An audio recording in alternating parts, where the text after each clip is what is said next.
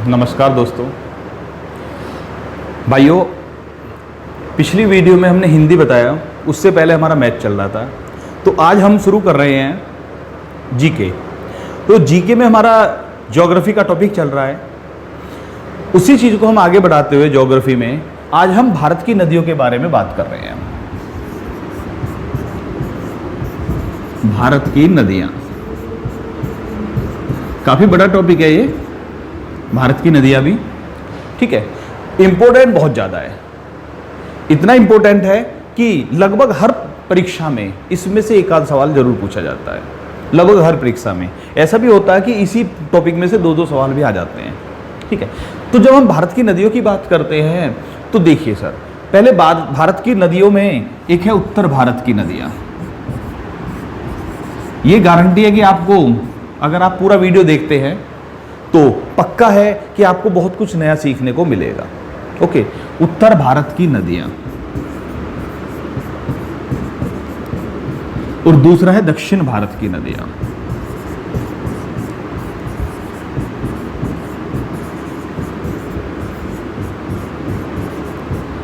ठीक है, तो आज हम जो करेंगे दक्षिण भारत की नदियों की बात करेंगे सर। ठीक है, दूसरी बात, उत्तर भारत की नदी और दक्षिण भारत की नदियों में मुख्य अंतर क्या है? ये अधिकांश नदियां सदाबहार नदी हैं और दक्षिण भारत की नदियां मौसमी नदियां हैं। उत्तर भारत की नदियां हिमालय से निकलती हैं ज़्यादातर, तो इसीलिए हिमालय से निकलने से वहां पर बर्फ होती है, तो बर्फ पिघलती रहती है और वर्ष भर इनमें पानी रहता है। गर्मी के मौसम में भी इनमें पानी होता है, हालांकि जलस्तर काफ़ी कम हो जाता है। लेकिन दक्षिण भारत की नदियां क्योंकि पठारी क्षेत्र से निकलती है, तो ऐसी स्थिति में इनमें होता क्या है कि पानी का अभाव हो जाता है गर्मी के मौसम में। ठीक है, तो इसीलिए इनको मौसमी नदी कहते हैं। तो आज हम पहले दक्षिण भारत की नदियों की बात करते हैं। भाई देखना, बहुत सिस्टम से समझना हमें।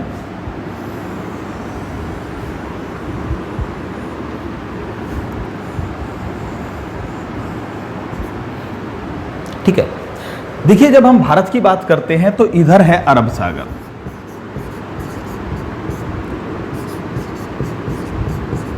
और इधर है बंगाल की खाड़ी।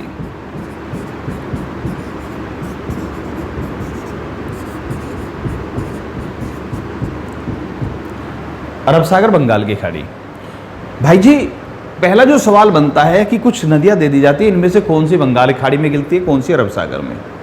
तो अब से पहले ज्यादातर सवालों में अरब सागर में बोल देते थे कि भैया नर्मदा और ताप्ती ही याद रखिए, क्योंकि ज़्यादातर सवालों में वही था। लेकिन अब जैसे जैसे सवालों का लेवल बढ़ रहा है तो आपको हम पूरा का पूरा डिटेल में लेकर चलते हैं। देखिए, अगर हम भारत की नदी की बात करें तो हम ऊपर से नीचे की तरफ आ रहे हैं, इधर से नीचे की तरफ आ रहे हैं। पहले इधर देखते हैं। तो सबसे पहले आप नदी याद रखना, सिंधु नदी। सिंधु नदी भी अरब सागर में गिरती है, लेकिन याद रखना ये दक्षिण भारत की नदी नहीं है। सिंधु नदी मतलब मानसरोवर झील से निकल के आपकी कश्मीर होते हुए, पंजाब पाकिस्तान होते हुए, तब आपका अरब सागर में गिरती है सर। तो सिंधु नदी भी अरब सागर में गिरती है, वो उत्तर भारत की नदियों में हम बाद में देखते हैं। लेकिन यहाँ पर अगर बात करते हैं तो सबसे पहली नदी जो यहाँ पर गिरती है, यहाँ पर ये वाला जो एरिया है अरब सागर में, ये खाड़ी बनी हुई है, इसे बोलते हैं हम खंभात की खाड़ी। क्या बोलते हैं भैया?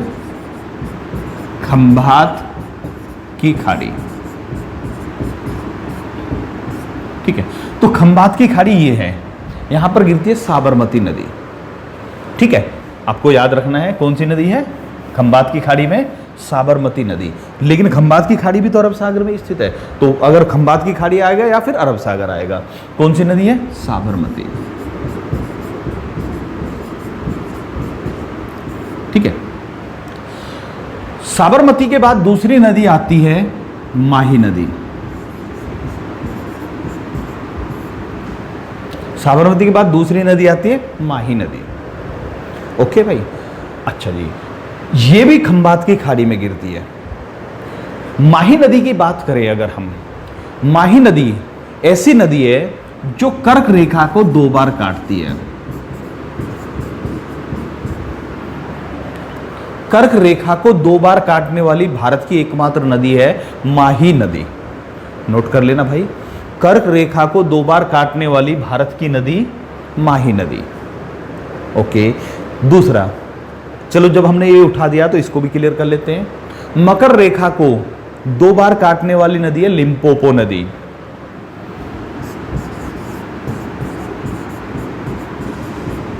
कौन सी को? मकर को। और भूमध्य को कौन सी है? कांगो। कांगो का दूसरा नाम है जेरे। कांगो या जेरे नदी किसको? भूमध्य को। ठीक है, तो आपको माही नदी कर्क रेखा को 2 बार काटती है, ये याद हो गया। लिम्पोपो नदी मकर रेखा को 2 बार काटती है और कांगो या जेरे नदी भूमध्य रेखा को 2 बार काटती है। तो अभी हम भारत की नदियों के बारे में बात कर रहे हैं।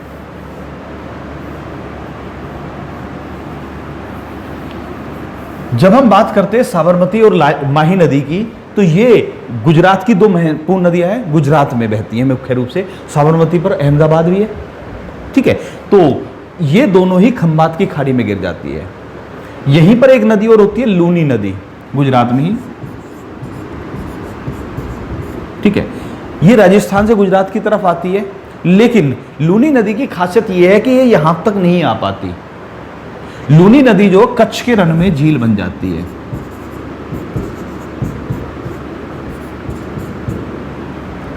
साबरमती और माही नदियां खंबात की खाड़ी में गिरती है, लूनी नदी कच्छ के रण में झील बन जाती है। क्या बन जाती है? झील बन जाती है। झील के रूप में परिवर्तित हो जाती है, तो ये अरब सागर तक नहीं पहुंचती। ठीक है, इसके बाद आ जाते हैं सर, इसके बाद की जो नदी है, ऊपर नदी है नर्मदा, फिर ताप्ती, फिर है जुआरी नदी, फिर है मांडवी नदी,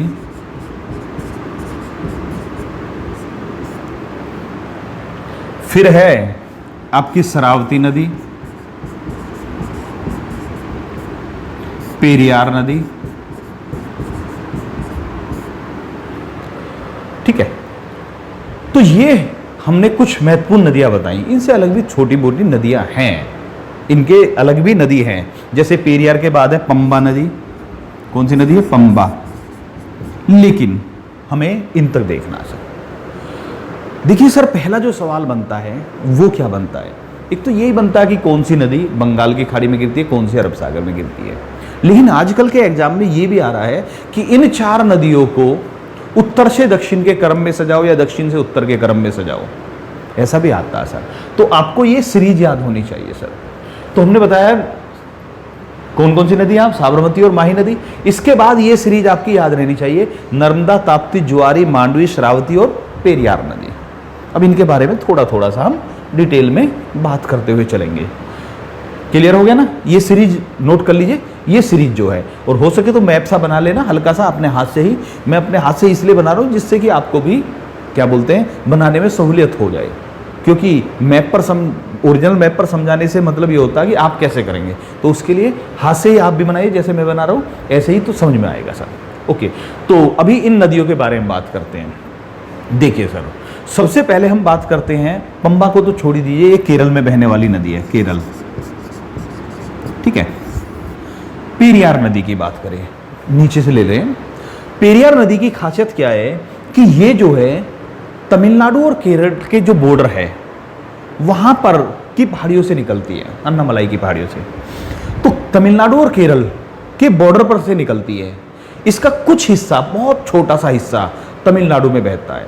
हालांकि केरल कहता है कि इसका कोई हिस्सा, इसका जो उद्गम है वो केरल में ही है। केरल कहता है कि ये पूरी तरह से केरल की नदी है, लेकिन तमिलनाडु कहता नहीं जी, इसका शुरुआत तो तमिलनाडु से होती है।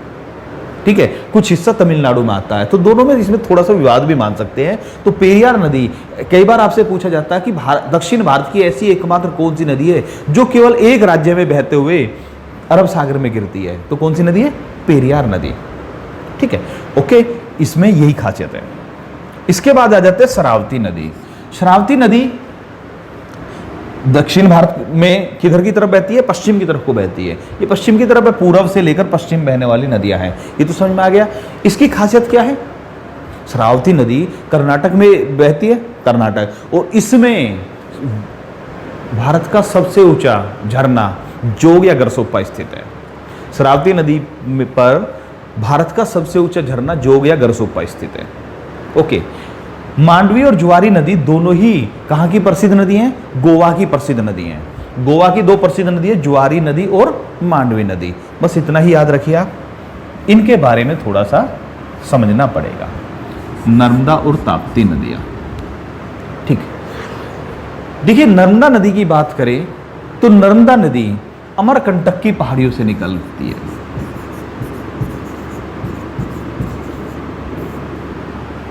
अमरकंटक की पहाड़ियां मध्य प्रदेश में पड़ती हैं, वहां से निकलती है नर्मदा नदी। याद रखना, जो नर्मदा नदी है अमरकंटक की पहाड़ी से निकलती है, यहां से बहते हुए अरब सागर में गिरती है, और ऐसे ही अमरकंटक की पहाड़ी से एक और नदी निकलती है।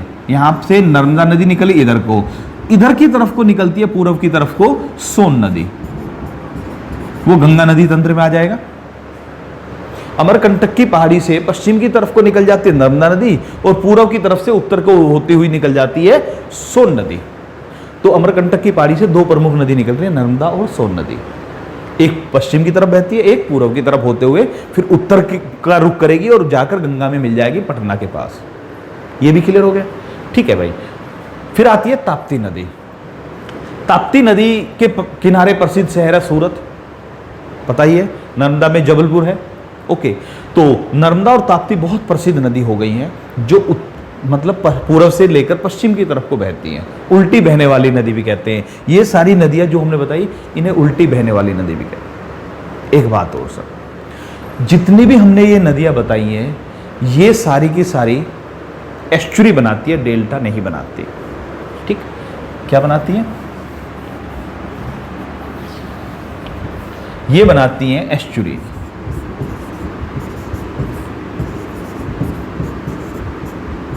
और इधर वाली नदियां क्या बनाती है? डेल्टा। इधर वाली नदी बनाती है एस्चुरी और इधर वाली बनाती है डेल्टा। ठीक, ये भी याद रहेगा सर।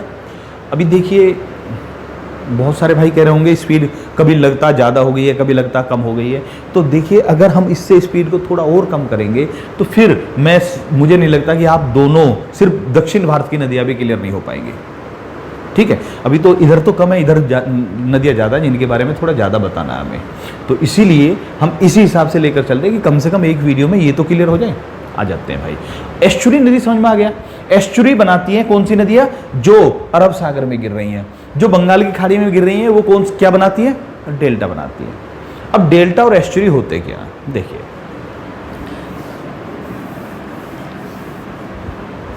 डेल्टा क्या होता है पहले उसको समझिए। मान लिया ये समुद्र है, मैं इस मैप को हटा नहीं रहा हूं। मान लिया ये इधर समुद्र है, इधर से एक नदी आ रही है। तो जब नदी समुद्र के पास बिल्कुल पहुंचने वाली होती है तो उसकी स्पीड बहुत कम हो जाती है, प्रवाह बहुत कम हो जाता है। तो क्या होता है, सामने मिट्टी का टीला भी आ जाए तो वो रास्ता बदल लेती है नदी। यहां पर मिट्टी आ गई और ये नदी में इतनी क्षमता नहीं होती उस मिट्टी को काट सके, तो ऐसी स्थिति में नदी की दो धाराएं बन जाती हैं। जब ये दो धारा बनती है तो यहां पर मिट्टी रह जाती है, इधर नदी की धारा, इधर नदी की धारा और इधर समुद्र है। तो ये त्रिभुज के आकार का, जिसे डेल्टा कहते हैं, त्रिभुज के आकार का उभरा हुआ क्षेत्र होता है, इसे क्या बोलते हैं? हम डेल्टा बोलते हैं। तो इधर की नदियां ज्यादातर डेल्टा बनाती हैं। गंगा और ब्रह्मपुत्र नदी वर्ल्ड का सबसे बड़ा डेल्टा सुंदरवन डेल्टा बनाती है, वो बाद में आएगा। अभी इधर चलते हैं। एस्चुरी क्या होता है? एस्चुरी इधर वाली नदियां बनाती हैं, इधर वाली यानी अरब सागर वाली नदियां। क्या होता है, जब नदी आती है तो यहां पर पथरीला एरिया है, पहली बात। दूसरा है, इधर का तट ऊंचा है, समुद्र नीचा है, तो ये ऊंचाई से गिरती है समुद्र में। तो ऊंचाई से गिरने से पहले पथरीली जमीन होने के कारण ये क्या होता है, इस तरह की बहुत सारी शाखाओं में विभक्त हो जाती है। ऐसा लगता है जैसे पक्षी का पंजा हो, तो इसको बोलते हैं पक्षीपाद डेल्टा। पक्षीपाद डेल्टा, ठीक है। और जब ये ऊंचाई से गिरती है, जब ये मैंने बताया पथरीली जमीन है, ऊंचाई से जब ये जो मतलब इसकी बहुत सारी शाखाएं गिरती हैं, तो जहां पर गिरती है वहां पर गड्ढा बन जाता है। आप सोचिए, अगर आप मिट्टी में ऊंचाई से पानी डालेंगे तो वहां पर गड्ढा बना देगा वो। ट्यूबवेल जहां का पानी जहां पर गिरता है, धार गिरती है, तो अगर नीचे पक्का नहीं हो तो वो गड्ढा बना देता है। तो ऐसे ही यहां पर भी गड्ढा बन जाता है। जब गड्ढा बनता है तो उसको एस्चुरी बोलते हैं। तो एस्चुरी या पक्षीपाद डेल्टा एक ही रूप में प्रयोग किए जाते हैं। वैसे ये पक्षीपात डेल्टा हो गया, जहां गड्ढा होता है उसको एस्चुरी बोलते हैं, ज्वार नदमुख। ठीक, ओके भैया। तो फिर से क्लियर कर देते हैं, इधर की नदियां यानी अरब सागर की नदियों की खासियत यह है कि ये उल्टी बहने वाली नदियां, अरब सागर में गिरने वाली नदियां हैं। ठीक है, और ये सारी की सारी एस्चुरी बनाती है, डेल्टा नहीं बनाती। लेकिन सिंधु नदी याद रखना, सिंधु नदी डेल्टा बनाती है भाई। मैंने इनके बारे में कहा है, सिंधु नदी डेल्टा बनाएगी, ये सारी बाकी जो हैं ये क्या बना रही है, एस्चुरी बना रही है। ये थोड़ा सा ध्यान रखने की चीजें होती हैं जो कंफ्यूज कर देती है हमको। अब आ जाते हैं फिर से एक बार, अभी देख रहे हैं, अभी मैंने नाम हटा दिए हैं, ट्राई करते हैं, ऊपर से नीचे आते हैं सर। साबरमती, माही, ऊपर लूनी रह गई है, साबरमती, माही, नर्मदा, ताप्ती, याद आ गया। ज्वारी नदी, ज्वारी के बाद कौन सी थी, मांडवी, मांडवी के बाद शरावती, शरावती के बाद कौन सी थी, बोलिए, पेरियार, और पेरियार के बाद पंबा। सीरीज याद रखना भाई। ओके, अब आ जाते इस तरफ की नदियों पर। थोड़ा सा मैप ऐसे ही बना है, आप समझ लीजिए। इधर की बंगाल की खाड़ी की नदियों की हमने खासियत क्या बताई, इधर की अधिकांश नदियां क्या करती हैं, इधर की अधिकांश नदियां हमारा करती हैं डेल्टा बनाती हैं। पहली नदी जो ऊपर से आती है, तो यहां पर हम लेते हैं हुगली नदी। अभी गंगा को हमने छोड़ दिया क्योंकि वो उत्तर भारत की नदी मानी जाएगी। हुगली नदी, हुगली जो नदी है वो गंगा की ही एक धारा है, गंगा की धारा है, तो या ये कहिए कि गंगा ही है, तो हुगली को भी गंगा कह सकते हो, या गंगा का एक धारा अलग भाग होकर उसको हुगली नदी कहा गया। ओके ओके भैया। इसके बाद हुगली नदी सबसे कहां पर गई है, उत्तर में आ गई है, सबसे उत्तर में आ गई है हुगली। अब हमें उत्तर से दक्षिण की तरफ को आना है। पहले याद रखना, हम नदियों के बारे में डिटेल्स में भी जाते रहेंगे, जहां पर जो थोड़ा बहुत होगा हम उसको भी समझाते रहेंगे, कौन सी नदी की क्या खासियत है।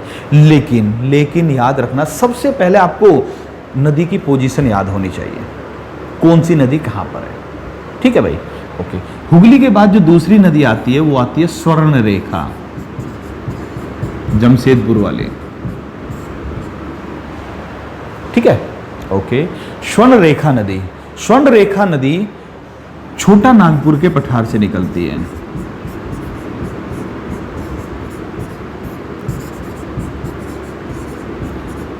छोटा नागपुर के पठार के दो भाग माने जाते हैं, एक उत्तरी भाग, एक दक्षिणी भाग। तो ये दक्षिणी भाग से निकलती है, जिसे उस भाग को रांची का पठार भी बोलते हैं।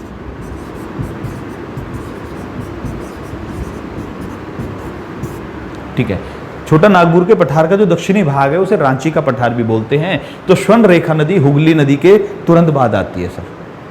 ठीक है, इसके बाद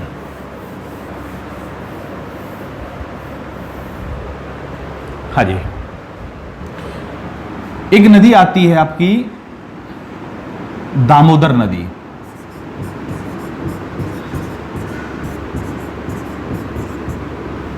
दामोदर नदी को बंगाल का शोक कहते हैं। बस याद रखना कि दामोदर नदी हुगली से और स्वर्ण रेखा के बीच में है, वो हम मिस कर गए थे।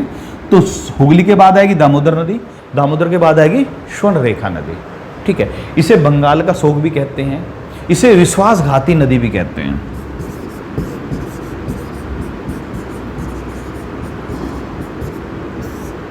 विश्वासघाती नदी या विश्वासघातिनी भी कहते हैं।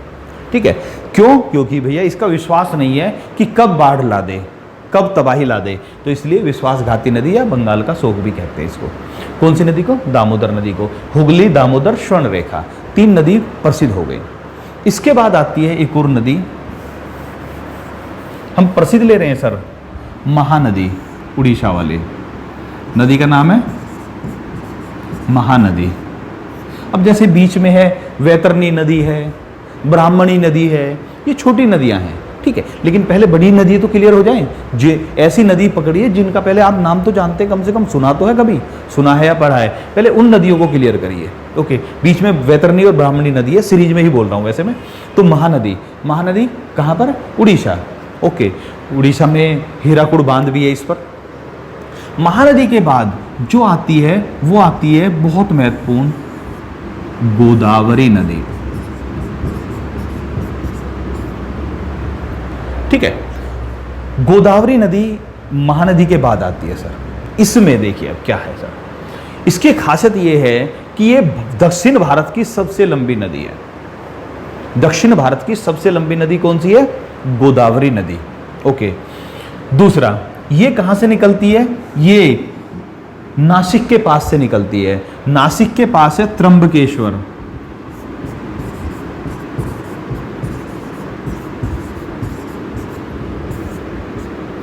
त्र्यंबकेश्वर की पहाड़ियां हैं। त्र्यंबकेश्वर भारत के जो हिंदू धर्म के ज्योतिर्लिंग है उनमें से भी एक है। भगवान शंकर के पूजा स्थल है त्र्यंबकेश्वर की पहाड़ियां। तो त्र्यंबकेश्वर की पहाड़ियों से नासिक के पास पड़ता है, 20 किलोमीटर दक्षिण पश्चिम की उत्तर पश्चिम की तरफ पड़ता है नासिक से। तो वहां से गोदावरी नदी निकलती है त्र्यंबकेश्वर की पहाड़ियों से। दूसरी बात, जो गोदावरी नदी है दक्षिण भारत की सबसे लंबी नदी है। क्यों? क्योंकि ये लगभग पश्चिमी घाट की तरफ से होते हुए पूरे दक्षिण भारत को क्रॉस करके पूर्व की तरफ आकर गिरती है बंगाल की खाड़ी में। इसलिए दक्षिण भारत की सबसे लंबी नदी भी हो गई। एक बात और, इसे दक्षिण की गंगा भी कहते हैं। हालांकि कई बार किताबों में दक्षिण की गंगा कावेरी को भी लिख देते हैं, अलग अलग में अलग अलग आता, लेकिन आपको दक्षिण की गंगा इसी को याद रखना है। कावेरी को वृद्ध गंगा या बूढ़ी गंगा भी कहा जाता है। ओके, आगे बढ़ते हैं। दक्षिण की गंगा किसको भैया? गोदावरी को। गोदावरी नदी की बात करें तो गोदावरी की सहायक नदियां भी हैं। सहायक नदियों पर हम थोड़ा डिटेल में जाएंगे, लेकिन आज का हमारा मेन मकसद है इस मैप को थोड़ा समझाना, हल्का सा याद रख लेते हैं। इसकी सहायक नदी है वैनगंगा, पेनगंगा, शबरी। ठीक है, वैनगंगा, पेनगंगा, शबरी आदि जो है ये गोदावरी की सहायक नदियां हैं। ठीक, और पूरी डिटेल में हम जब नदियों के बारे में, एक एक नदी के बारे में आएंगे। आज हम नदियों की प्रवाह प्रणाली बता रहे हैं कि कौन सी किधर जा रही है, थोड़ा सा इसी को समझना अभी। ओके, गोदावरी। गोदावरी के बाद जो नदी आती है वो आती है कृष्णा। कृष्णा नदी यहां से निकलती है महाबलेश्वर की पहाड़ी। महाकालेश्वर नहीं है, महाबलेश्वर है। महाबलेश्वर की पहाड़ियों से निकलती है कृष्णा नदी। ठीक है भाई, ओके। इसकी अगर बात करें, कृष्णा नदी की सहायक नदी है तुंगभद्रा, भीमा, मूसी। मूसी नदी जिसके तट पर हैदराबाद है। तुंगभद्रा, भीमा, मूसी, ये कृष्णा की सहायक नदी है सर। ठीक है, कृष्णा के बाद एक और नदी आती है कावेरी। कृष्णा के बाद की नदी का नाम है कावेरी नदी। ठीक है, कावेरी भी दक्षिण भारत की प्रसिद्ध नदी है, इसे वृद्ध गंगा भी कहा गया है। ठीक है, इसके कावेरी नदी पर द्वीप बसा हुआ है। आप कमेंट में करेंगे कि कावेरी नदी पर कौन सा द्वीप है, ये कमेंट में हमें लिखकर जरूर बताएंगे। क्लियर हो गया? आगे बढ़ते हैं सर। तो हुगली, हुगली, दामोदर, स्वर्णरेखा, महानदी। महानदी के बाद कौन सी? गोदावरी, कृष्णा, कावेरी। कावेरी के बाद इधर जो आ जाती है वैगाई नदी। वैगाई नदी ये सबसे दक्षिण में हो गई है सर। कहां पर? बंगाल की खाड़ी में गिरने वाली सबसे दक्षिण की नदी वैगाई नदी है। एक और नदी आ जाती है जिसे बोलते हैं ताम्रपानी। ये मन्नार की खाड़ी में गिरती है, ताम्रपानी नदी। ये और दक्षिण में पहुंच गई है सर, ये मन्नार की खाड़ी में, लेकिन इसका जिक्र कम ही होता है। ये मन्नार की खाड़ी में गिरती है। क्लियर हो गया? अभी आपको सभी नदियों की थोड़ी सी पोजीशन पता चल गई होगी कि दक्षिण भारत में कौन सी नदी का सीरीज क्या है। सबसे पहले आपको सीरीज पर ध्यान देना है, पोजीशन का पता होना चाहिए। मैंने थोड़ा सा उद्गम स्थल के बारे में भी बताया है। नदियों के बारे में डिटेल्स हम अभी शुरुआत नहीं कर रहे हैं सर। तो देखते हैं, मैं हटा रहा हूं इसको।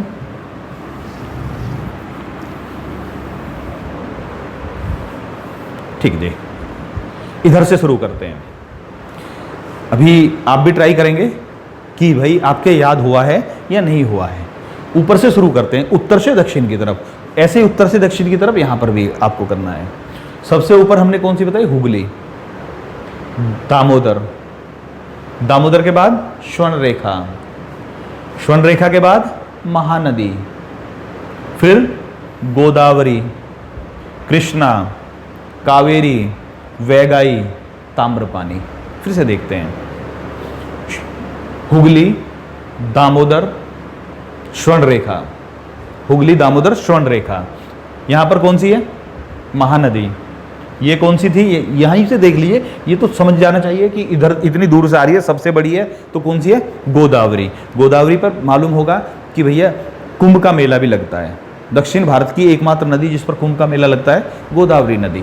ठीक है, गोदावरी, फिर कृष्णा, फिर कावेरी, कावेरी के बाद वैगाई, वैगाई के बाद ताम्रपानी।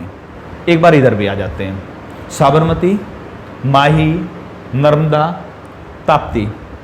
नर्मदा ताप्ती के बाद जुआरी नदी, मांडवी नदी, श्रावती नदी, पेरियार नदी और पंबा नदी। हमने कुछ नदियों की आपको पोजीशन बताई है और उनकी खासियत बताई है कि कहाँ से क्या होता है। ठीक है, थोड़ा सा हमने ये भी बताया कि कौन सी नदी किधर बह रही है और कौन सी नदी एस्चुरी बना रही है, कौन सी नदी डेल्टा बना रही है। ये सब हो गया। अभी हम उत्तर भारत की नदी नहीं ला रहे हैं, उत्तर भारत की नदियाँ और बाकी नदियों के बारे में डिटेल्स, किस नदी की क्या खासियत है, वो सब लिखवा कर आपको अलग से बताया जाएगा। ठीक है, एक चीज़ और सर, अभी एक और छोटा सा सवाल, एक होती है नदी, एक होती है नहर। नदी और नहर में मुख्य अंतर क्या है? सोचिए, थोड़ा सा सोचिए, नदी और नहर में अंतर क्या है? ओके, अगर आप सोच रहे हैं कि नदी और नहर में अंतर ये है कि नदी बड़ी होती है, नहर छोटी होती है, तो बहुत सारी नदी ऐसी हैं जो नहरों से छोटी हैं, लंबाई में भी चौड़ाई में भी, बहुत छोटी छोटी नदी भी होती है। मेन अंतर जो होता है, नदी जो होती है वो प्राकृतिक होती है, यानी जो ईश्वर ने बनाकर दे दी, प्रकृति ने बनाकर दे दी, वो नदी है। जो मनुष्य ने बनाई है, कृत्रिम है, उसको नहर कहेंगे, चाहे कितनी भी बड़ी बना ले। सपोज कीजिए हम कश्मीर से कन्याकुमारी तक पानी का प्रवाह बना देते हैं, कश्मीर से कन्याकुमारी डायरेक्ट, इतना बड़ा, ठीक है, लेकिन वो नहर होगी, हम नदी नहीं बना सकते। क्लियर हो गया? Okay sir. तो अभी हमने नदियों के बारे में लिया, भारत की नदियाँ पार्ट 1। पार्ट 2 में कोशिश करेंगे हम भारत की नदियों को कंप्लीट करने की। इसमें हम उत्तर भारत की नदियों के बारे में बताएंगे और फिर कंप्लीट भारत की सभी नदियों की खासियत जो भी है। अब तो हमने सिर्फ आपको मैप बताया कि कौन सी नदी कहाँ पर बह रही है। ठीक है भाई, आज की वीडियो इतना ही रखते हैं, छोटा ही वीडियो रखते हैं। अगली वीडियो में डिटेल में, क्योंकि ये मैप समझ में आ जाता है तो आगे बहुत सारी चीज़ें आसान हो जाती हैं। ठीक है, अगली वीडियो में आपसे फिर मिलते हैं, तब तक के लिए धन्यवाद। जय हिंद भाइयों।